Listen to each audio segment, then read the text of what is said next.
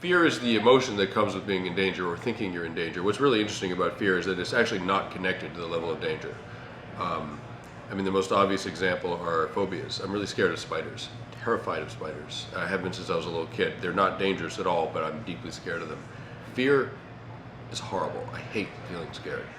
In the situations I've been in Africa, it wasn't really combat so much as individual confrontations at the end of a gun, where I thought someone was going to, I was going to be shot. And in those experiences, I just kind of went numb.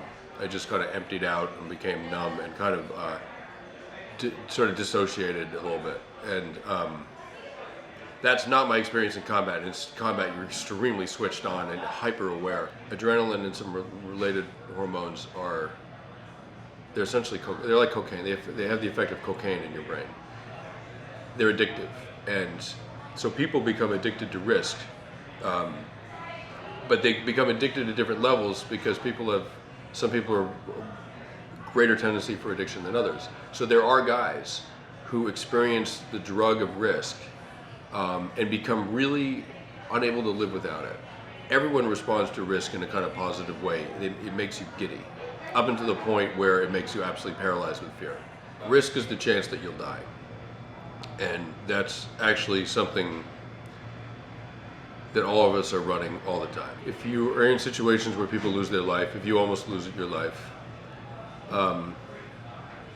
one reaction, my reaction, is to realize how ridiculously random this all is, and that your death can happen in events that have almost no consequence, and therefore your life has almost no consequence. And so it sort of pulls the rug out from under you, like, wow, this is all just random and doesn't have much meaning, and this could end in an hour and I don't even know I'm headed over the edge of the cliff.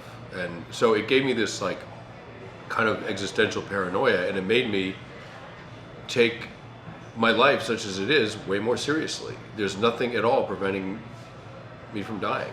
I mean, I bullet hit 3 inches from my head in Afghanistan, into a sandbag, and it kicked dirt into my face, and the angle that produced that shot rather than the one that would have went through my forehead is probably too small to calculate.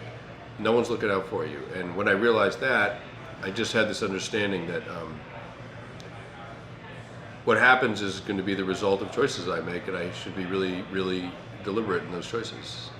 I mean, the 2 things you're not supposed to say on camera in the media is that you're a liberal or you're an atheist, apparently, like in this country right at this moment, and I'm both of those things. And I feel like there's, I have some very sort of articulate reasons for both of them, and I say it proudly.